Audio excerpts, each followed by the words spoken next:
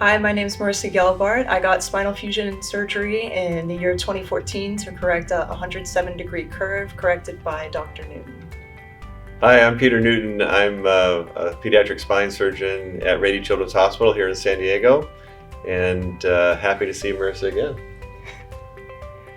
So Dr. Newton, can you tell us a little bit about how the abstract you presented last year on the 3D vertebral shape changes confirm growth modulation after anterior vertebral body tethering for idiopathic scoliosis? You bet. That's quite a mouthful, isn't it?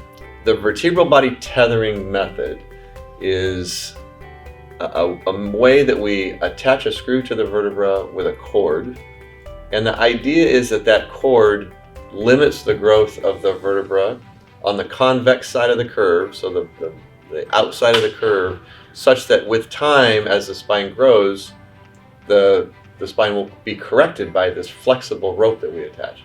So the question then became, if that's our theory of how this works and we've been doing this, can we actually measure what happens in 3 dimensions to the shape of the vertebra during this growth modulation process? And so this was really a study to take patients who've had this operation, look at what happens over time with regards to the shape of their vertebra, in addition to the shape of their disc, because we know that as the spine straightens, both the disc and the vertebra, in theory, have to become more parallel and more symmetric and more rectangular. And in fact, that was the case. That's what we were able to prove.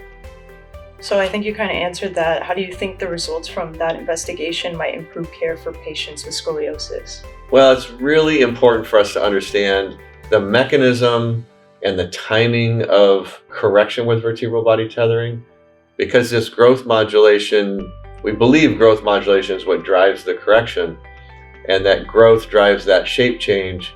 Understanding the shape change of the vertebra and how that occurs over time should allow us to become better at predicting when to do the tether for a given patient based on how big their curve is, how old they are, how much growth they have remaining, what type of correction should we do at the time of the surgery, anticipating the remaining growth to allow that correction to happen. So for us to get better at predicting and getting optimal outcomes for tether, we need to understand how that vertebra grows and how that shape change occurs over time and at what rate. So when a child is in their growing phase, when would be the best time for them to get this procedure done? Yeah, it's a really great question, and trying to understand, because growth occurs relatively steadily through your childhood years and begins to accelerate during the adolescent phase of growth, puberty. And so we want to capture enough growth that we can cause the spine to correct over time, but we don't want to catch it too early and have so much growth that the tether causes the spine to overcorrect and lead to a deformity going the other direction.